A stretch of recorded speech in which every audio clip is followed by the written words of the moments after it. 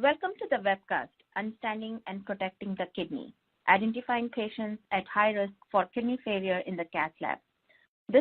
For your information, this program is provided by North American Center for Continuing Medical Education, and it is supported by an educational grant from Osprey Medical. Hi, I'm Dr. Shweta Bansal. I'm an Associate Professor of Medicine in the Division of Nephrology, Department of Medicine here at UT Health, San Antonio. Thank you so much for having me here today to talk about understanding and protecting the kidneys in Cath Lab. I'll be presenting the first half of this talk, and second talk will be done by Dr. Anand Prasad, who is the cardiologist in my institute. And during the first half of my talk, I will discuss about the deep connections heart has with the kidneys and kidneys has with the heart. And I'll talk about what are the reasons behind these deep connections. And in the second quarter, I will talk about different types of kidney diseases one can have and how does the contrast damage the kidney, taking account that deep connection which we would learn between heart and kidney. And before I move on, I just want to make sure that I declare that I have no conflict of interest in relationship to this talk, and I have no disclosure to make. So let's talk about the deep connections between heart and kidney and why we are here to talk about kidneys in the Cath Lab, okay? So I start with this slide. So basically, this is the data from a DEAR registry. In that registry, patient information was kept who were admitted in the hospital with the acute decompensated heart failure. And these patients had their kidney functions examined. Some of them they had before, but most of them had kidney function assessed in the hospital. And the way kidney function was examined was measuring their estimated glomerular filtration rate in ml per minute. So as you can see in this slide, only 10% patients had normal kidney function as seen by GFR above 90 ml per minute. But rest of the 90% of the patients had reduced kidney function. And you see majority of patients, like about 65% had at least moderate kidney disease because their kidney functions were below 60 ml per minute. Almost half of the patients had their GFR 30 to 60, which is equivalent to stage 3 kidney disease. And about 12% patients had 15 to 29, and almost 7-8% patients had advanced kidney disease, less than 15%.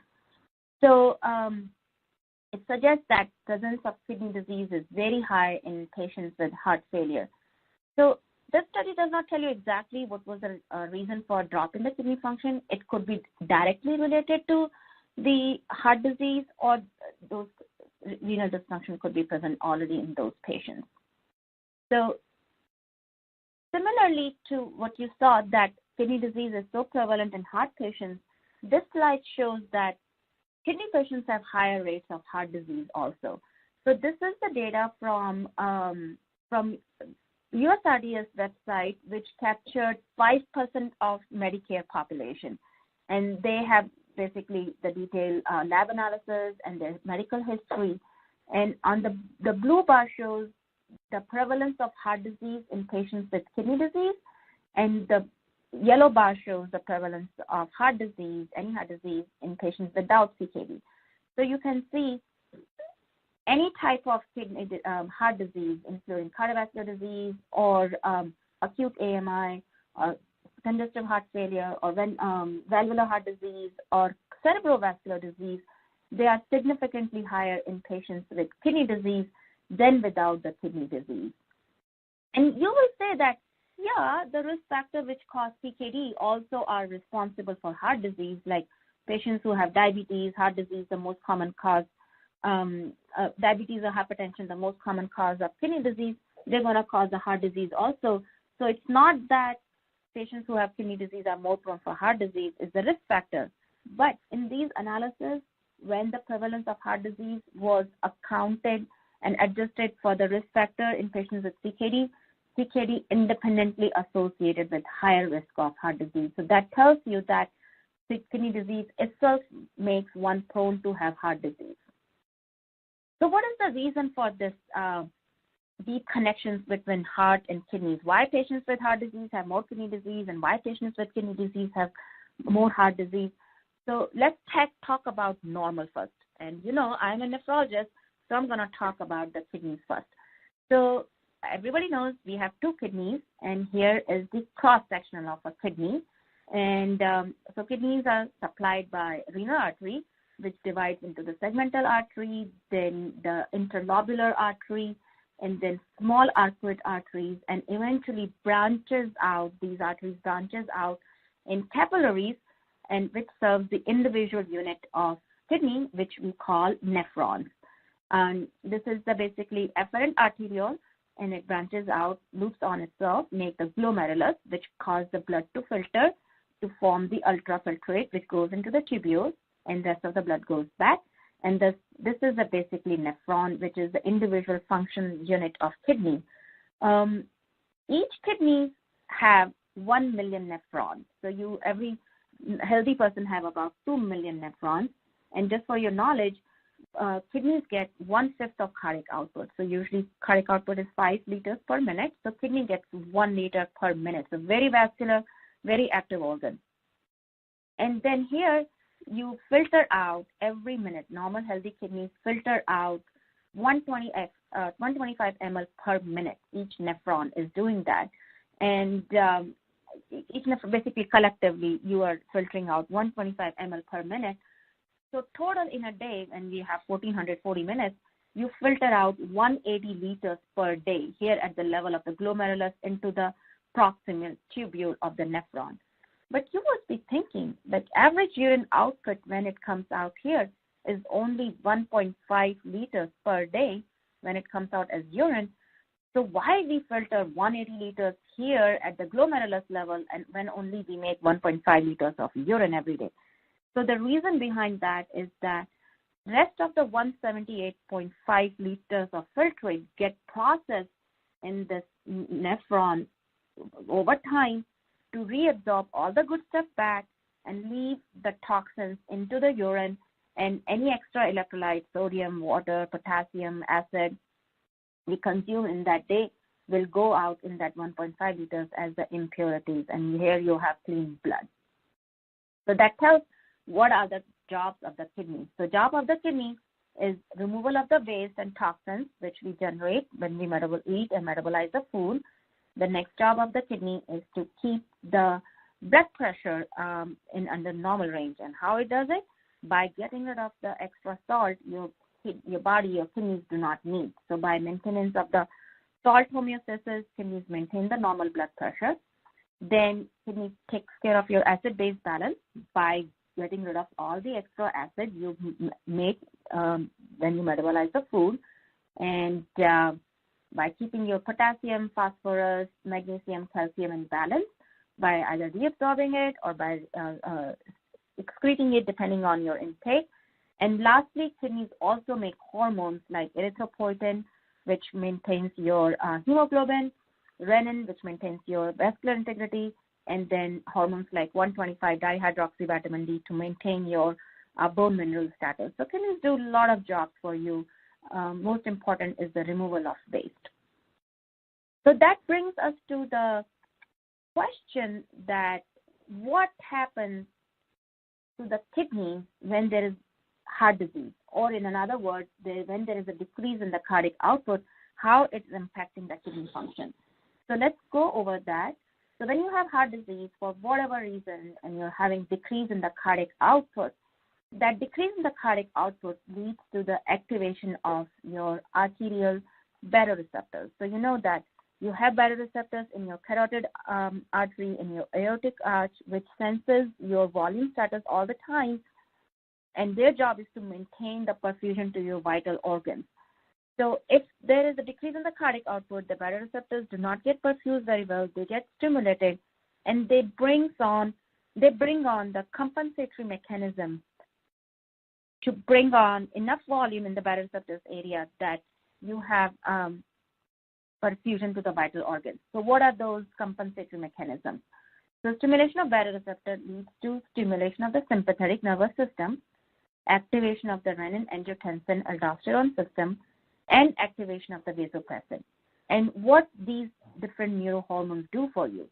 So all these three things, the vasopressin, the sympathetic nervous system, the renin-angiotensin-aldosterone system, they cause vasoconstriction of the systemic vascular system and especially the renal arteries.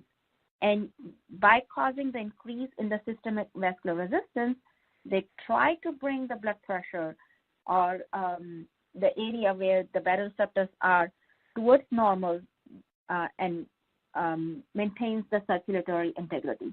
The other things these neurohormones do, they cause retention of sodium in the kidney and retention of water in the kidney.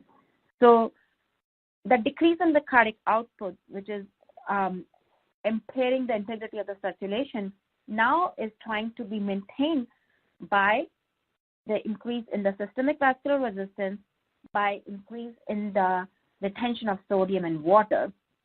So these are the compensatory mechanisms. So these are good. They try to bring the maintenance of the arterial circulatory integrity. But what's happening during this process, there is increase in the renal artery vascular resistance causing decrease in the renal blood flow.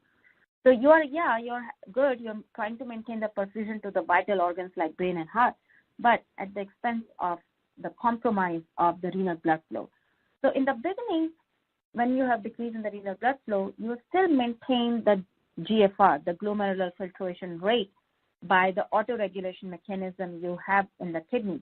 However, if the cardiac output is really bad and you keep on having these compensatory mechanisms stimulated, renal blood flow keeps on going down, and then there is an exhaustion of that autoregulatory capacity, and that leads to decrease in your kidney function, means decrease in the glomerular filtration rate.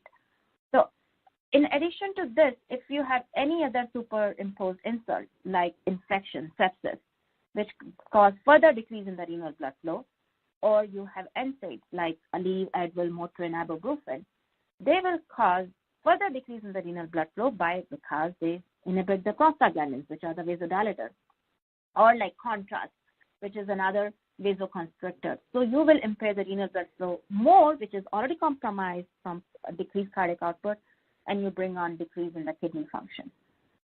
So after that, we discussed what happens to the kidneys in decrease in cardiac output. So similar, the question is what happens to the heart when there is decrease in the renal function. So renal functions are basically acute kidney injury or chronic kidney injury. So acute kidney injury, and I'll talk more later on, like you having sudden decrease in the kidney function for whatever insult. So you have decrease in the GFR, and now you're not filtering out enough fluid. So you're having sodium and water retention, causing volume expansion, which leads to increase in the preload and putting stress on the heart. Sodium and water retention causing hypertension also, putting stress on the heart. And we have learned over the last few decades that the injured kidneys, they release more sympathetic activity into the system, more increase in the renin-angiotensin-aldosterone activation, and all these things put stress on the heart. And then acute kidney injury still produces a lot of inflammation, giving monocyte activation, endothelial activation, and putting stress on the heart. So that's how in the acute kidney injury, the heart gets affected. On the other hand, in chronic kidney disease, in the beginning, when the damage is slowly happening over time, the reason which cause kidney disease, like smoking, hypertension, obesity, dyslipidemia, are also affecting kidneys. But as one keep on getting more and more damage, more nephrons going dysfunctional, and there's decrease in the GFR, then you're gonna start have problems for which kidneys take care of you. We just heard collection of toxins. So these uremic toxins put stress on the heart. Then you're going to have problem with your bone and mineral metabolism because you do not have enough vitamin D, you have excessive phosphorus, you have excess PTH, parathyroid hormone, and all those things put stress on the heart. Your sodium and water retention keeps on happening from the beginning of the chronic kidney disease, and you're collecting the salt and causing hypertension, and that's putting stress on the heart, causing left ventricular hypertrophy and medial vascular calcification. And as you keep on having advanced kidney disease, these things keep on going into circles and causing more damage to the heart. And once you start the dialysis itself is a big stress because you are getting exposure to the foreign body in terms of filters, cause more inflammation and more damage to the heart. So these are the mechanisms by which you are getting one organ affected when the other organ goes down. So now I want to tell you a patient story, like why we are here, why we are talking about these deep connections. So let's listen to this patient story. So here I have a 65-year-old female who has hypertension, diabetes affecting her eyes, her nerves, and she had coronary artery disease also, underwent a percutaneous coronary intervention in 2015, and now she ended up having a grade 2 diastolic dysfunction. She comes to the ER with complaint of chest pain, going on for 2 weeks, intermittent, comes on with activities, and she came to ER finally as she was not getting any relief with sublingual nitro. So in the ER on examination, she was hemodynamically stable, no fever. Her JVP was 7 centimeter. She had no RAS on the lungs. Her heart was regular, normal sounds, and she had trace bilateral peripheral edema. On EKG, there were ST segment depression in lateral leads, which were new, and troponin was checked, and at the time of presentation, it was 0.06, but it went up to 1.2 nanogram per ml at hour 3. So here we are dealing with a non-ST segment elevated MI or unstable angina. So the next step is basically doing cardiac cath. Like you don't want to mess up with stress tests, or you just go for cardiac cath. So the first thing which comes to your mind as a cardiologist or interventional cardiologist or as a hospitalist and the team is like, oh, we want to make sure that kidneys are fine because we have to give the contrast to this patient. So her creatinine was 1.3. And normal lab value is 0.8 to 1.5 for the local lab. And on urine analysis, she has 1+ protein. Her protein creatinine ratio in the urine is 1.2 grams per gram, hemoglobin 13. So like, oh, creatinine is good. And she's looking, okay, let's take her for Cath. So she goes for Cath, and she found to have significant disease in LAD, and she had another stent placed there. And then she's kept in the hospital. And what's her follow-up? So at 24 hours, her blood pressure is 150/80. She has jugular venous distension now, 10 centimeters, and she has 1+ edema bilaterally in her ankle area. And her serum creatinine today is, after 24 hours of Cath, 1.8 milligrams, which has gone up. And urine output, she's maintaining 50 ml per hour. Then you're like, oh, creatinine went up, so she did not get discharged. She's in the hospital, and over 48 hours, its creatinine is 2.4, but then over the next few days, it stayed there, 2.4, and after 5 days of Cath, it starts coming down slowly. So now you have question in your mind, did she have kidney injury? Like her creatinine went up, and if yes, what kind of kidney injury she had? So I'm going to talk about different types of kidney disease. The next question is like, why she had kidney injury? Like she was looking okay. Her creatinine was only 1.3 begin with. So to understand that, we'll talk about the risk factors. And then the last question is like, okay, her creatinine went up, but it came down already. So do I need to worry about that? It's like transient process. It happened, and I'm glad I did that Cath, and we gave her contrast, but eventually the final answer was good because her creatinine came down. So do I still worry? So to answer that question, you'd go over short-term and long-term prognosis in patients who have this kind of kidney damage. Okay? So here is kidney diseases. We have 2 types of kidney disease, acute and chronic, and that depends on the duration of your abnormality, either in the kidney function or even having presence of blood in the urine or protein in the urine is considered kidney disease. So if the duration is of those abnormalities is less than 3 months, you call it acute. But if those abnormality remains present and does not get better after the insult for more than 3 months, so it means there's some scarring now in the kidneys and you are left with kidney damage. So then you call it chronic kidney damage. Then we divide acute kidney injury like different causes. So it's an approach basically based on the causes if they were present before the kidney, or they were directly related to the kidney itself, or they were related to process of the urine after it left the kidney, so post-renal. So among the pre-renal causes are hypovolemia, which makes sense. You do not have enough volume because you lost either as a blood or in the diarrhea or vomiting, and now your baroreceptors are not happy, blood pressure is low, and you're having sympathetic nervous system and renin, angiotensin, and aldosterone all up, so your renal blood flow to the kidney is low. The next common cause is decreased effective volume because of heart or liver disease. So in these patients, your total volume is fine, but the problem is the volume is not in the right place. In heart failure patient, the volume is more on the venous side and in the interstitium rather than on the arterial side. So again, your baroreceptors are not happy, and you're having increased renin, angiotensin, and sympathetic nervous system, causing renal vasoconstriction and decreased renal blood flow and kidney injury. And in liver disease, again, total volume is fine, but it's in the arterial system, which is very dilated. So the baroreceptor feels there is not enough volume. So there is not enough effective volume, which is making baroreceptors happy, and you end up having high renin, angiotensin, sympathetic nervous system, which cause renal vasoconstriction. Or you can have problem directly into the kidney vessels itself. So like contrast, it directly stimulates and I'll go over later on, cause stimulation of the neurotransmitters, which cause renal vasoconstriction. Or you have some anatomical problem in the renal artery or the vein, like you have a clot or thrombus or just atherosclerotic lesion in the renal artery, that kidneys are not getting enough flow and having damage to the kidney function.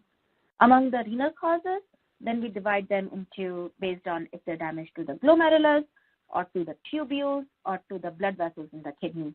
And there are all these different regions, but I want you to pay attention to the contrast in the tubular interstitial section, because contrast not only causes decrease in the renal blood flow, but can cause direct injury to the tubules and cause decrease in the kidney function and renal failure.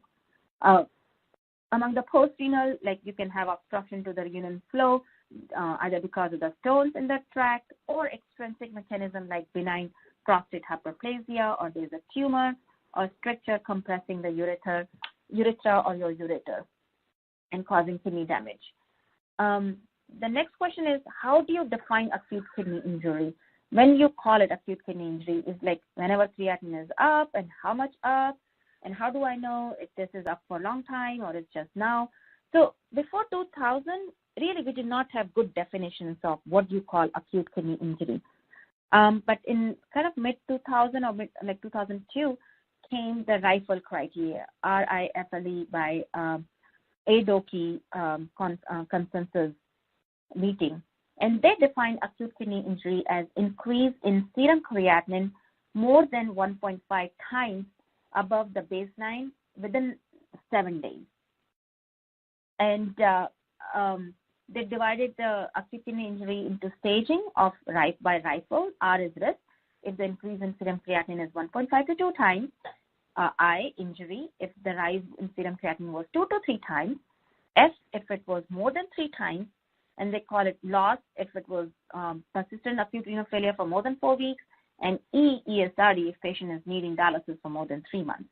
And another criteria was the urine output criteria, based on how much urine output you're producing in ml per kilo per hour for 6 hours or 12 hours, and you can look at these criteria. That kind of helped a lot, started defining acute kidney injury for the research purposes, for epidemiological purposes, and planning purposes, because before that there was no consensus in the definition. But over time, people realized that this definition was very good sensitive, but no specificity, a lot of false positive cases. So then came the AKIN, Acute Kidney Injury Network criteria, which kind of tell that increase in serum creatinine by 0.3 or more than 1.5 times baseline within 48 hours instead of saying 7 days. And then they divided into 3 stages, taking away the loss and ESRD part with the almost same criteria, and urine output criteria were still same. So this definition was definitely more specific, but then there were issues with false negative cases. So finally, in 2012, KDIGO, the Kidney Disease Improving Global Outcomes, they came with this criteria, which they mixed the Reifel and Aiken criteria, and they called the definition of AKI as increase in serum creatinine of more than 0.3 milligrams per deciliter above baseline over 48 hours, or more than 50% over 7 days. So this definition was sensitive as well as specific, decreasing the false negative as well as false positive cases. So now we have at least definition what is acute kidney injury. So that brings us to the question why we are so getting finicky about recognizing AKI. Why is it important to recognize AKI? These kind of questions started to get answered in late 2000. And Steve Coca is a guy, like we are almost same time, and during his fellowship, he did this meta-analysis of studies with patients who had acute kidney injury and who had follow-up of at least 6 months after they sustained acute kidney injury. And those injuries could be sustained in variety of clinical settings. Like they were critically ill patients, liver transplant patients, had the PCI or cardiac surgery or lung transplant, aortic surgery. So all sorts of variety of clinical settings where they sustained AKI. And then they looked at the death rate in patients who had AKI versus who did not have AKI. And as you can see clearly on the rightmost side of this figure, which shows the relative risk ratio of death for patients who had AKI versus non-AKI. So patients who had AKI, they were 2 to 9 times at higher risk of death than patients who did not have AKI. And this risk ratio was after adjustments for the underlying risk factors. So it was showing that AKI itself make you prone for increased mortality at 6 months. And not only that, it's making you only death, and they also showed that the relative risk of having MI over next 6 months was 200% or 2 times higher than patients who did not have AKI. And they did not have exact data to compare the occurrence of chronic kidney disease in future, but definitely patients who had AKI episode, they had higher incidence rate of developing chronic kidney disease or ESRD in future. So these were the first studies started showing us that it's important to recognize AKI because that makes you prone for having cardiovascular as well as all-cause mortality in future. And similar kind of results were seen in patients who underwent PCI if they had AKI. So this study from 2014 as the NCRDI data, where they looked at like 30,000 patients who underwent PCI and then compared their in-hospital death, bleeding, and risk of bleeding and MI, in-hospital MI, in patients who had AKI versus who did not and versus who had dialysis. So you can see the patient who needed dialysis, they had significantly higher in-hospital death, in-hospital bleeding, in-hospital MI rate compared to patients who had AKI but did not need dialysis. And the patients who had AKI had definitely higher rate of death, bleeding, and MI compared to patients who did not have any AKI. So AKI was clearly giving you higher risk of cardiovascular disease and death once you sustain it. And it's been also shown that worse the stage of the AKI, the worse the outcome of mortality. Okay, so last part about contrast-induced nephropathy. What is contrast-induced nephropathy?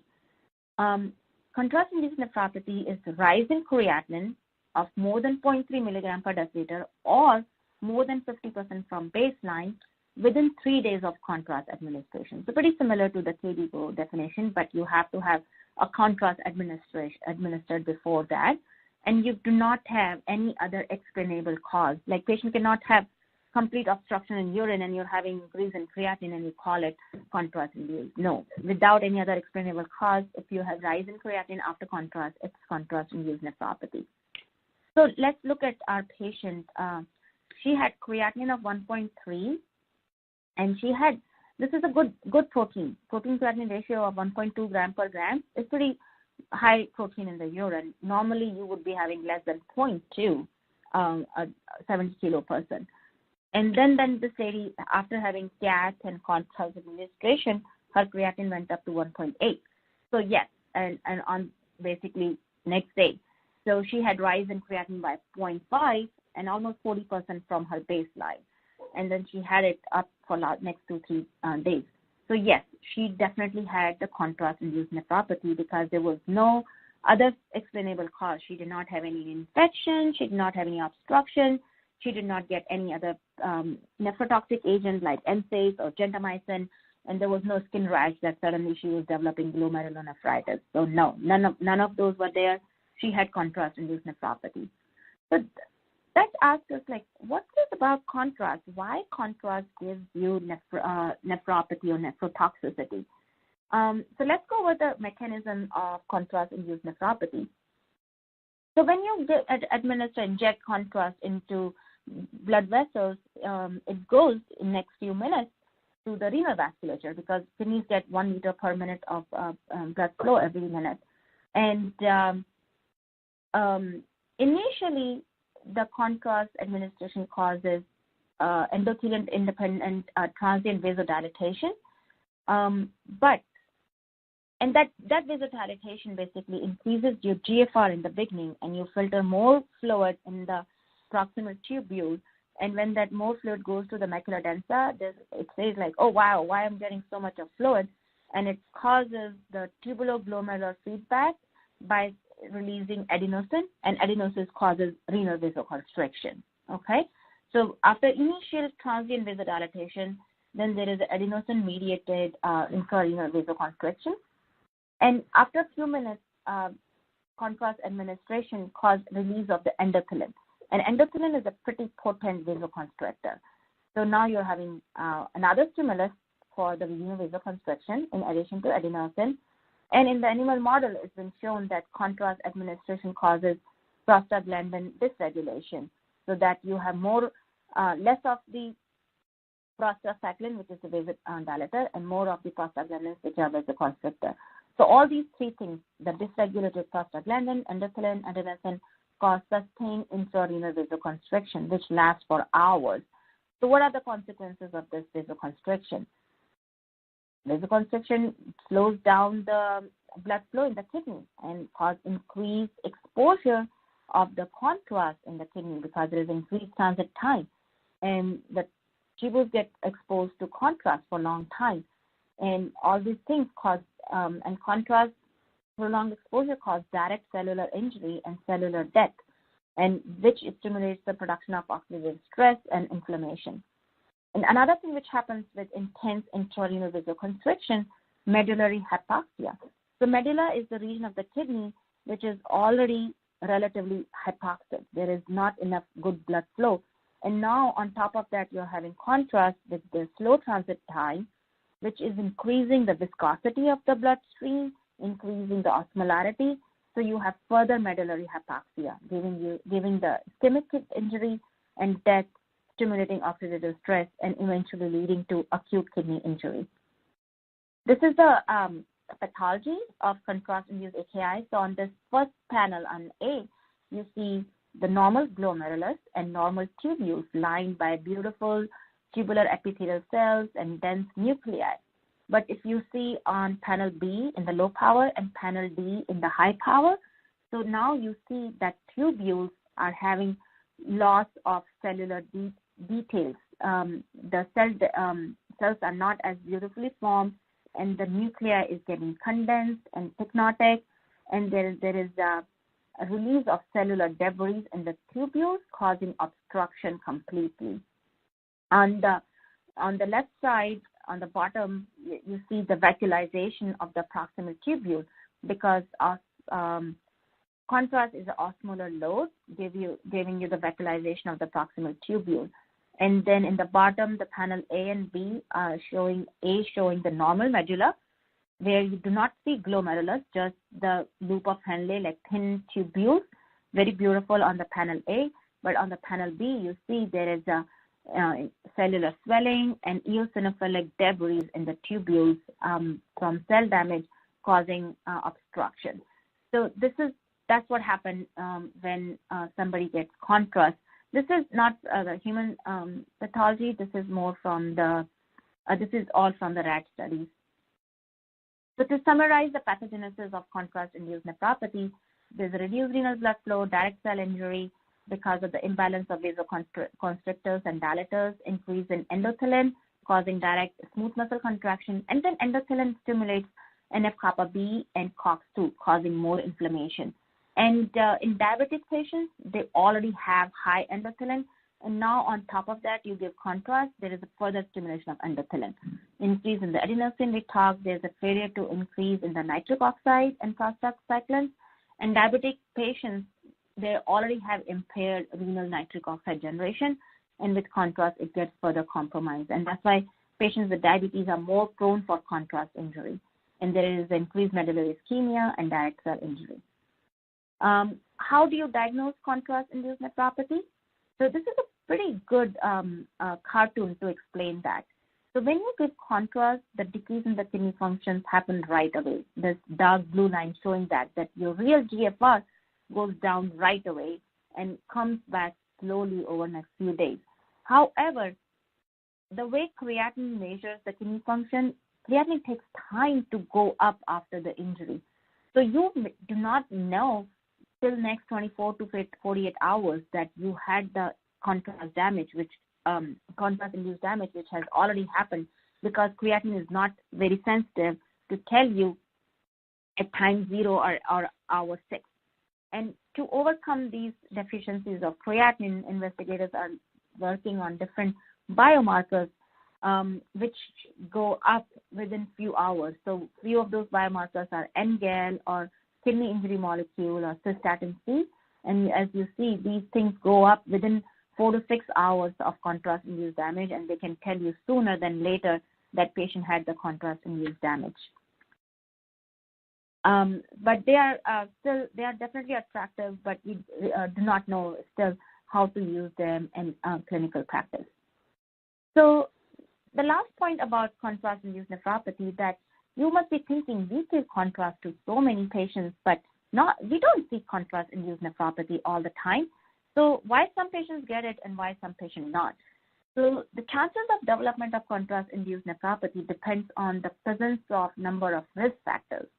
A patient who is otherwise totally healthy, they're not going to get contrast-induced nephropathy. On the other hand, if you have 9 risk factors, your chances of developing nephropathy is 45% compared to 0% if you do not have nephropathy, and been shown in different types of cohorts.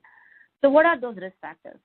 As stated, it's no risk factor, incidence of contrast-induced nephropathy is less than 1%, but if you have risk factor, then incidence can be up to 20%. And the risk factors are these following, and I'll go over them, but I want you to pay attention, like what we just learned, how the contrast-induced nephropathy happen and the connections between heart and kidney, why people are prone. So if you have chronic kidney disease, especially diabetes and low GFR, you are prone for contrast-induced nephropathy. We saw that because diabetes and CKD already compromising your nitric oxide level. You already have high endothelin level. And on top of that, you give contrast, they're going to get worse. So you're going to have damage for sure. Congestive heart failure, cirrhosis, what's wrong with them? We just learned.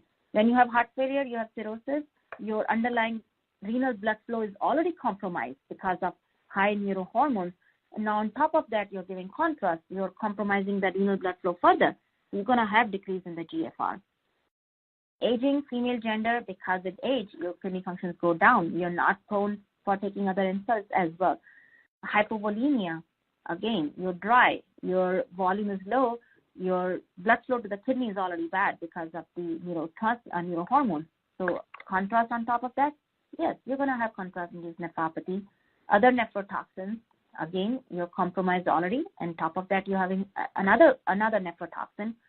And Dr. Prasad will go more in details these other risk factors, how the increased risk factors gives you higher incidence of contrast-induced nephropathy.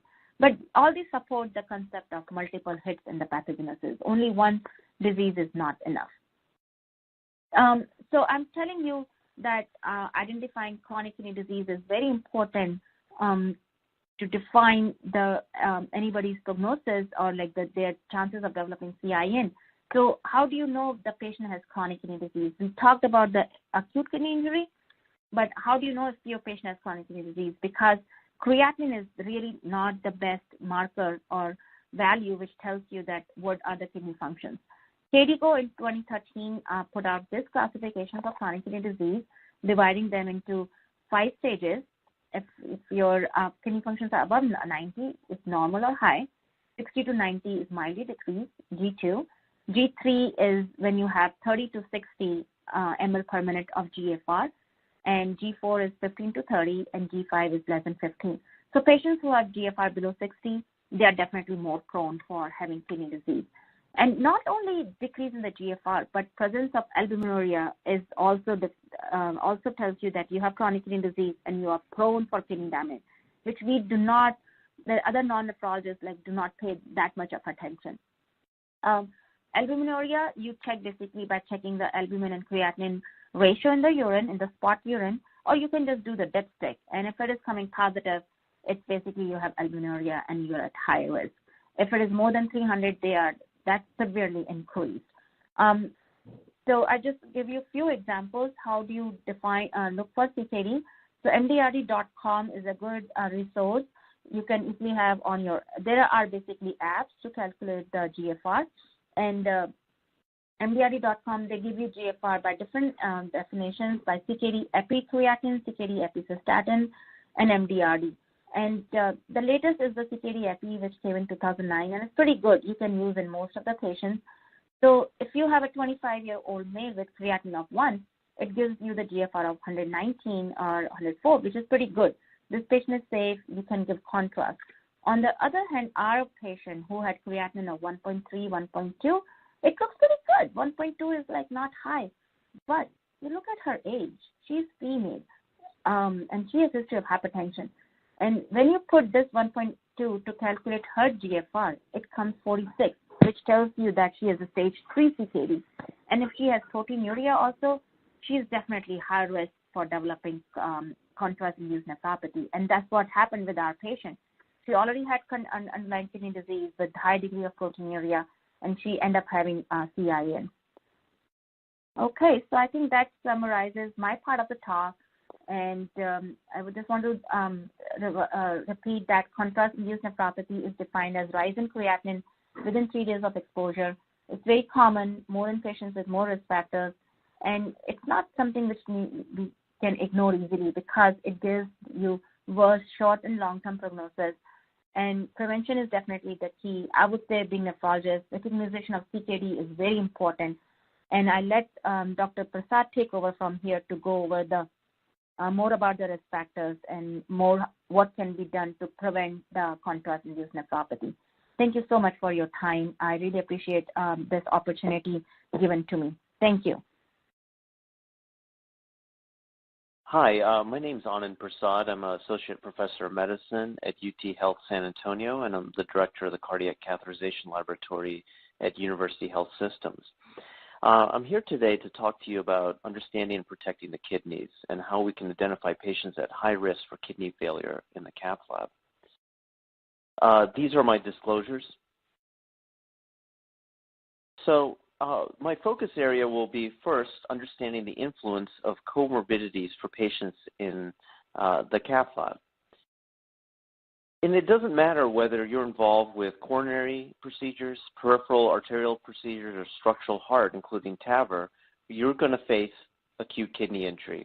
And there's going to be a common theme here where you're going to deal with shared patient comorbidities. Our population is getting older, so age, diabetes, underlying chronic kidney disease, heart failure, and hypertension. On top of that, you're going to have specific procedural factors, and those may vary by the type of procedure we're talking about. So volume of contrast dye, volume status perturbations, systemic atheroembolism, and hemodynamic changes. And these will occur to varying degrees depending on what kind of procedure you're doing. Our first look at coronary procedures, and that's where the bulk of our data involving acute kidney injury in the Cath lab come from.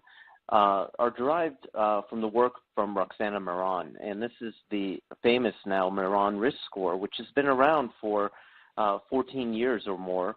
And the way Dr. Miron's group developed this score was that they looked at over 5,000 patients who underwent PCI. They had a developmental database which they used to look at comorbid conditions and procedural variables which predicted acute kidney injury.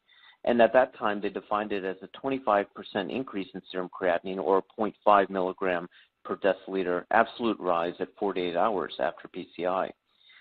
Once they developed the risk factors that predicted AKI, then they prospectively validated it in a separate cohort.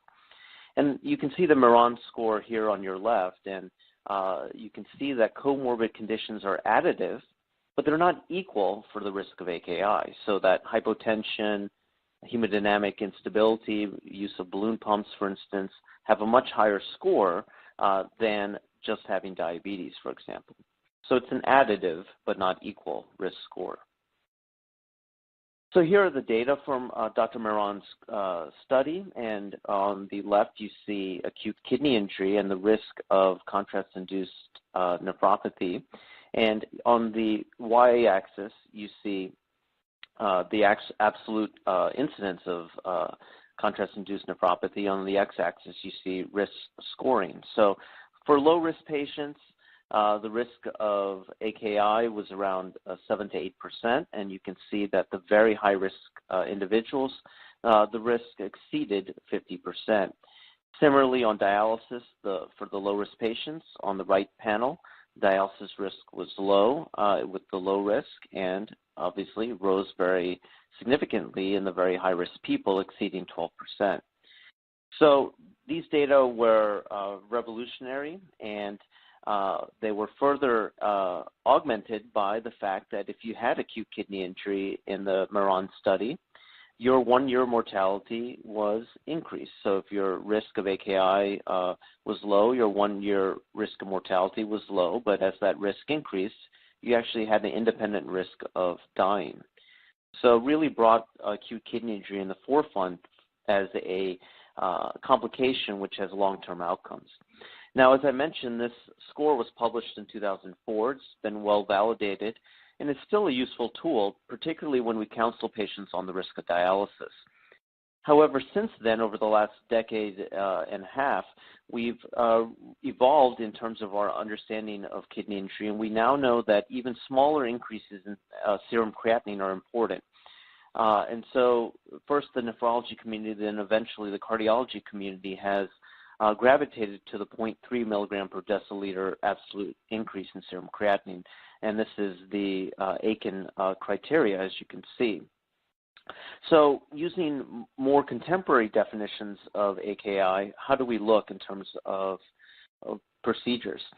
So these data are from the NCDR Cath PCI registry, and those of you who are not familiar with it, it's the large US-based repository of inpatient data with respect to percutaneous coronary interventions, or PCI. And the registry is co-sponsored by ACC and SCAI.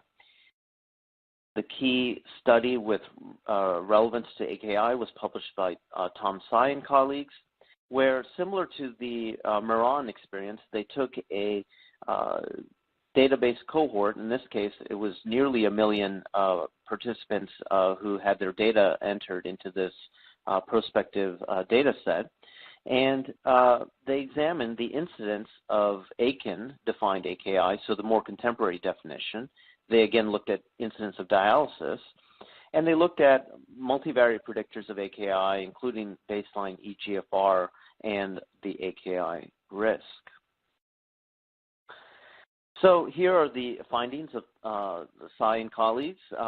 We can see that if we look at any acute kidney injury or a need for dialysis, the risk was about 7.1%. And we can look then at the varying degrees of severity of AKI using the AKIN criteria, and the risk of dialysis, which was quite low at 0.3%. So these are the more contemporary data. In some sense, mirroring a lot of what Dr. Miron's group found, but providing a updated serum creatinine cutoff. Here are the data from the same publication looking at the baseline GFR, and so normal all the way to severe with GFRs less than 30, and looking at the risk of developing acute kidney injury and dialysis. And you can see that eGFR is a powerful predictor of acute kidney injury, with an eGFR less than 30 being a notable cutoff for a marked rise in both the incidence of dialysis as well as acute kidney injury.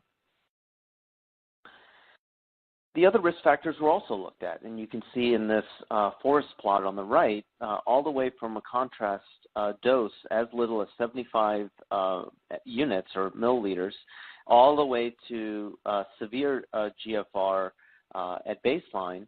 You can see a graded increase in the odds ratio of developing acute kidney injury. So we have the expected risk factors of diabetes, chronic kidney disease, and age. We have now evidence that contrast dose as low as 75 mLs is a risk factor. And again, we see balloon pump use, shock, urgent revascularization, STEMI, these factors of the unstable patient, hemodynamically challenged patient. We see that that's a big risk factor for acute kidney injury. Again, mirroring what Miron found in 2004. When we look at individuals who are more or less likely to end up on dialysis, the strongest risk factor is having severe baseline renal function going into the PCI. So if you have severe GFR at baseline, your odds ratio or hazard ratio is 28.5, as you can see, for developing dialysis. So, you know, we can now take both our experience from Dr. Miron's group as well as Tom Tsai's publication, and we can put it together in what I would like to call a comorbidity spectrum for AKI.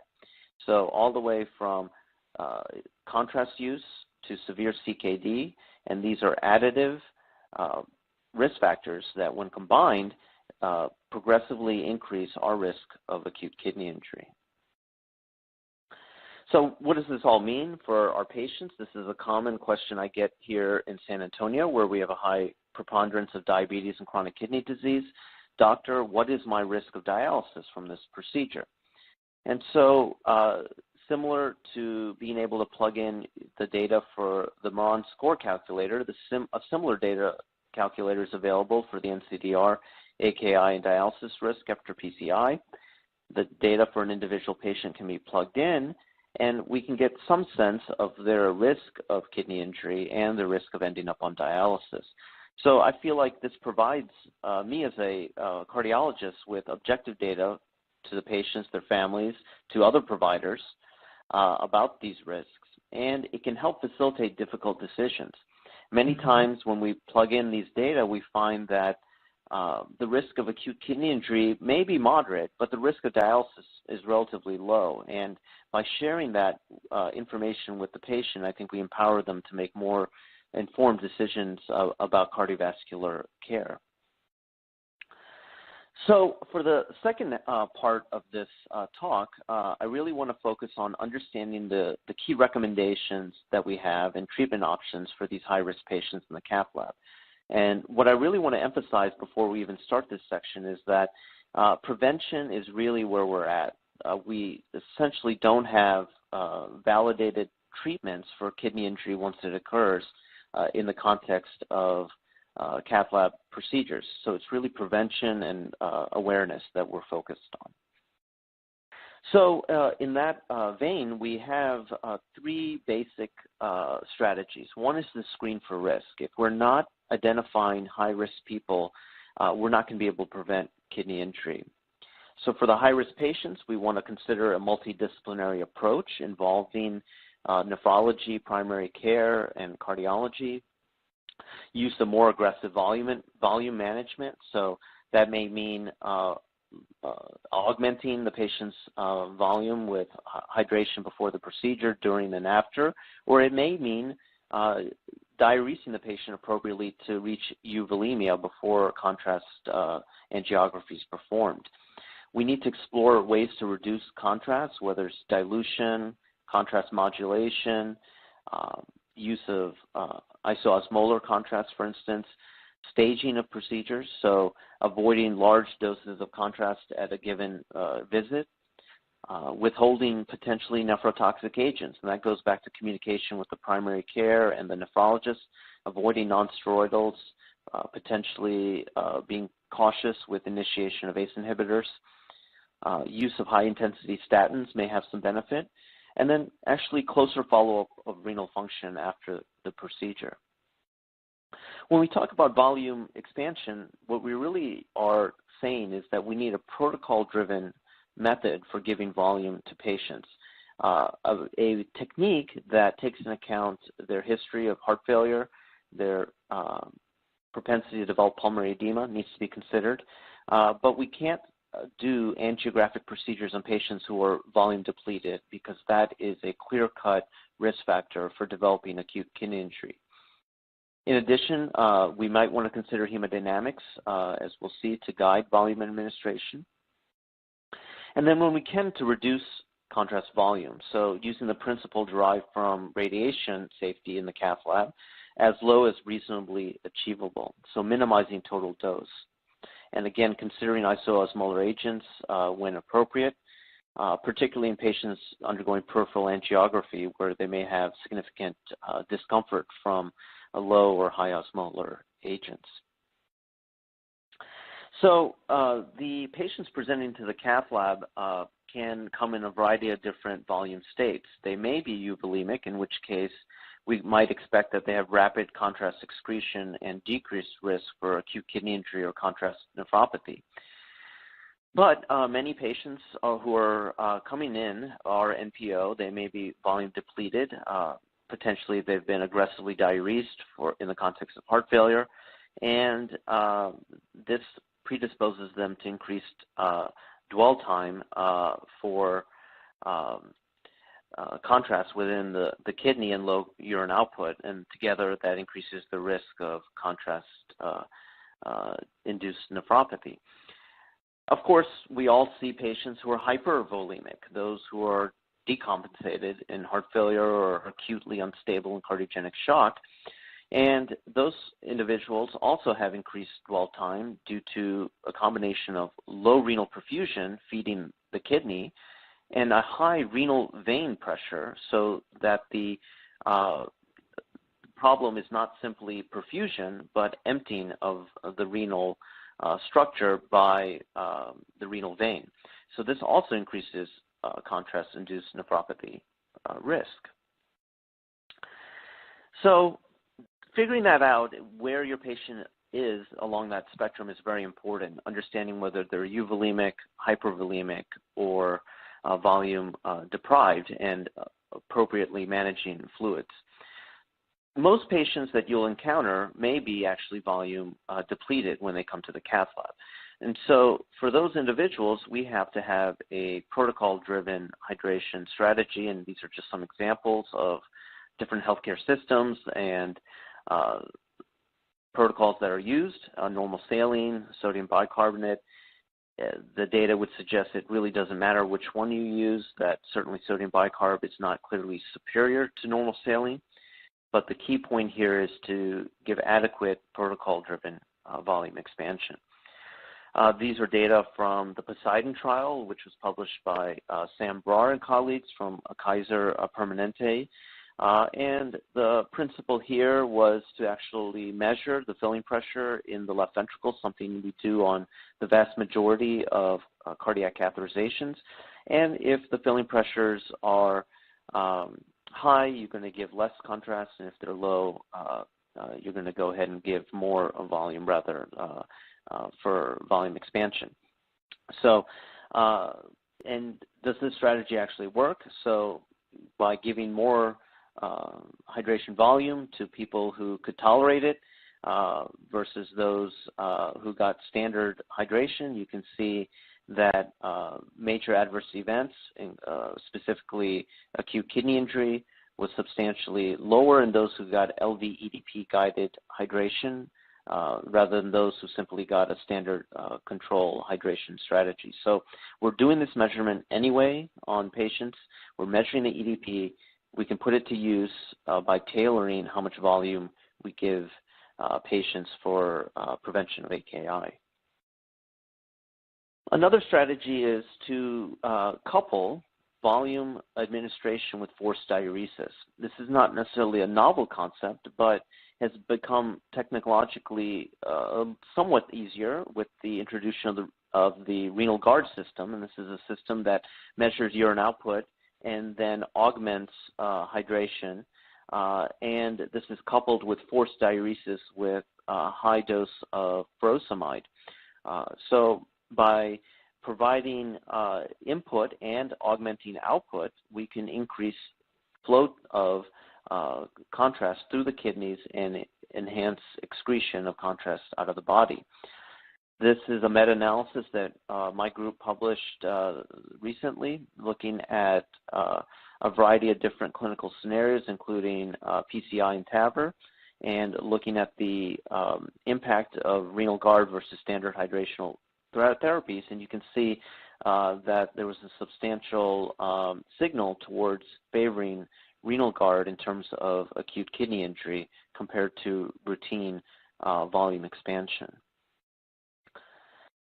So we're talked about contrast and in this last slide and getting rid of contrast. So why does contrast volume matter?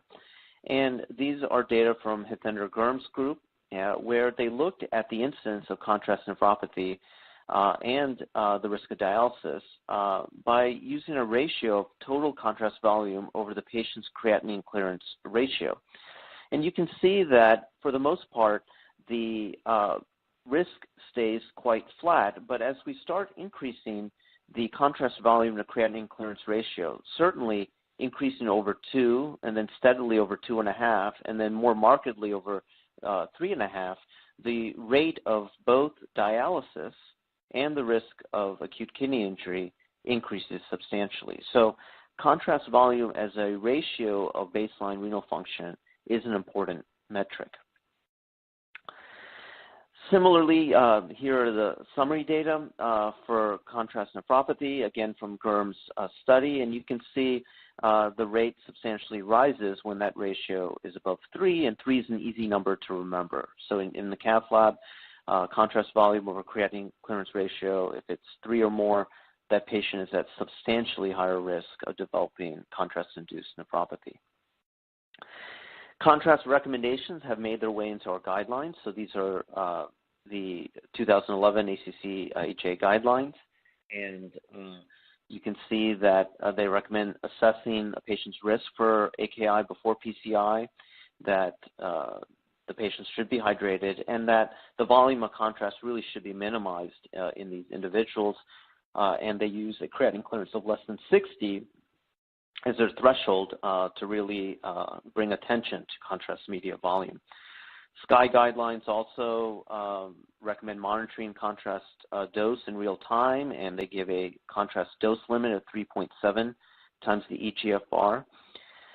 It really doesn't matter whether you use 3 or 3.7. The point here is that there have been a variety of different contrast thresholds that have been looked at over time.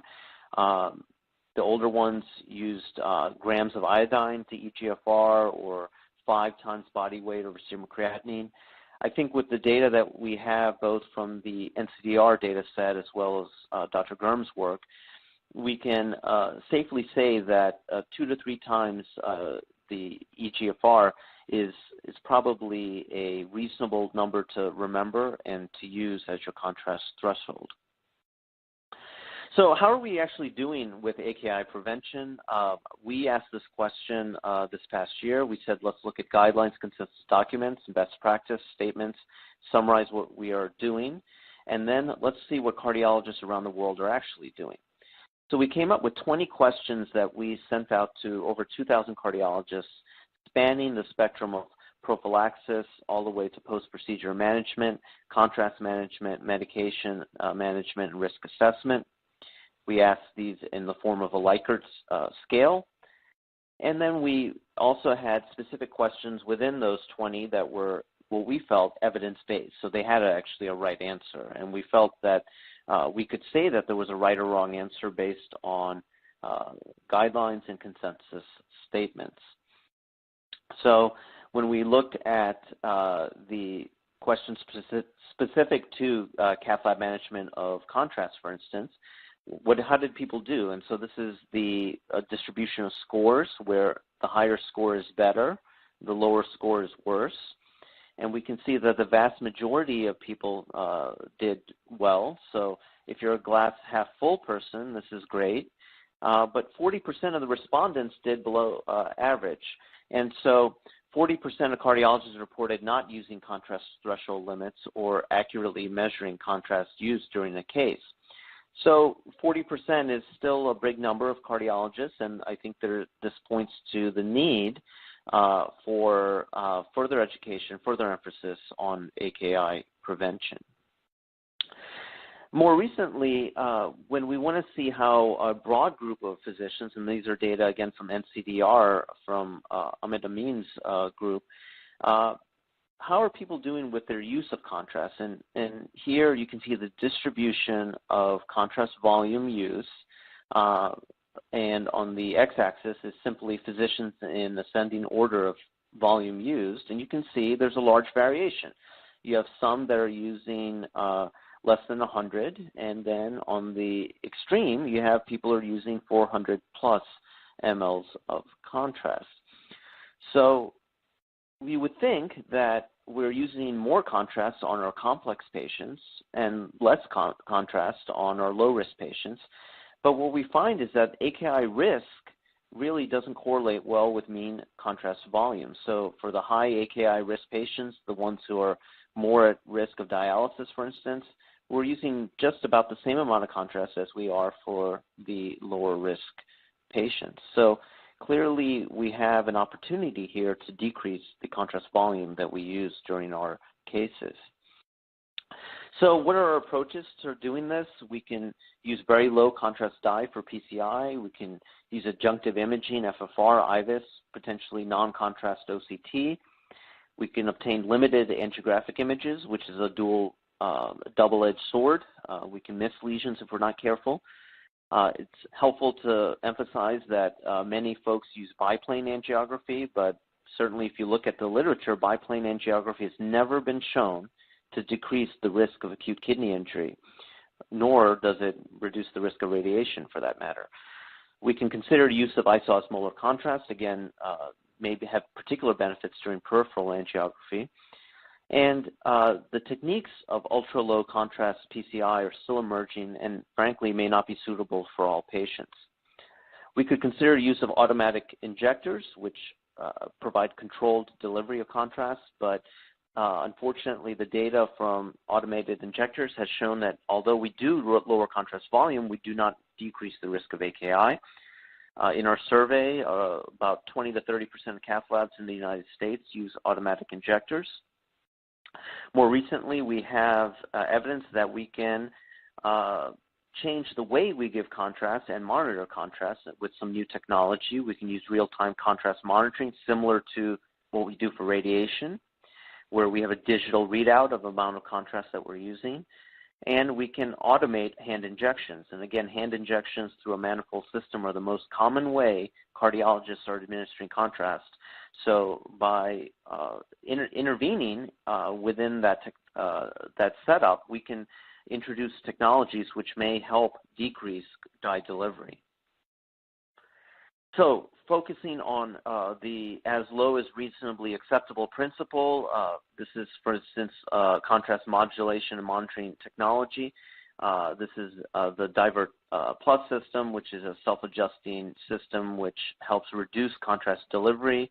But what is quite unique about the system and a real refreshing change from the way we monitor contrast use is there's a digital readout from a smart syringe that tells us how much contrast we're actually giving to the patient, both with each injection and the cumulative volume. So it's less guesswork. less trying to estimate from the bottle how much we're using, and more real-time data that can help physicians make decisions about when to continue, when to stage procedures, etc. So, for instance, this setup is for the Divert Plus. The contrast saving component of it actually connects to the manifold and is able to reduce forward delivery of contrast to the patient by, on average, about 40%, and that's done through a pressure compensating valve. The contrast that's diverted is then used for the subsequent injections. And this is what the readout looks like that we just mentioned, where you have a cumulative volume, injection volume, and you can get a % savings, or it can also tell you the contrast that's actually in the syringe. And obviously, you can also then compare in real time with the system the amount of contrast you're using against the threshold that you have set based on your eGFR. Big question is, how accurate is this? Do you really need it? Can you just guess? Well, what we found in our validation study was that the contrast monitoring system was better than physician measurement for contrast use, and comparable to a very meticulous direct measurement where we suctioned out every drop of contrast out of the system, and we found that the smart syringe is actually quite smart. So if you're decreasing contrast delivery, will you have a bad picture? And the reality is it's difficult to tell that the system is off or on. You still have excellent image quality for clinical decision making. And so what does this mean? If you're using 40% less contrast but you're still getting good pictures, what's the lesson here? And the lesson is we likely use more contrast dye per injection than is necessary for high-quality coronary angiography. So the validation study has been done, and this was a prospective randomized controlled study performed in Germany looking at the use of the contrast modulation system in a variety of different scenarios. The vast majority were coronary, and on average there was a 40 to 49% contrast savings. You can see here an average of 49% less contrast volume that was delivered to the patient. The volume delivery was similar, and the savings were similar to femoral versus radial, as well as a small number of peripheral cases. And the image quality was adequate. Over 99% of images were assessed as acceptable for clinical decision making, and a very rare number of times did the image quality become inadequate, requiring the physician to turn off the system. So let's put it all together, and we're going to finish with a quick case. This is a 72-year-old diabetic female presented at the hospital, worsening angina, decompensated heart failure, reduced EF.